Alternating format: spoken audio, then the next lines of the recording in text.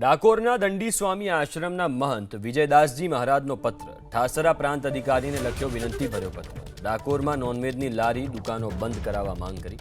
નોનવેજની લારીઓ જોઈ ભક્તોની લાગણી દુભાતી હોવાની રજૂઆત। ફક્ત શ્રાવણ માસમાં નહીં કાયમ માટે નોનવેજની લારી બંધ કરાવવા માટે માંગ કરી છે। તો ડાકોરના દંડી સ્વામી આશ્રમના મહંત વિજયદાસજી મહારાજે પત્ર લખ્યો છે। ઠાસરા પ્રાંત અધિકારીને વિનંતીભર્યો પત્ર લખ્યો છે। તેમણે પત્રમાં ઉલ્લેખ કર્યો છે કે ડાકોરમાં નોનવેજની લારી દુકાનો બંધ કરવામાં આવે।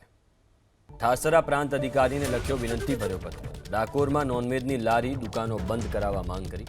નોનવેજની લારીઓ જોઈ ભક્તોની લાગણી દુભાતી હોવાની રજૂઆત। ફક્ત શ્રાવણ માસમાં નહીં કાયમ માટે નોનવેજની લારી બંધ કરાવવા માટે માંગ કરી છે। તો ડાકોરના દંડી સ્વામી આશ્રમના મહંત વિજયદાસજી મહારાજે પત્ર લખ્યો છે।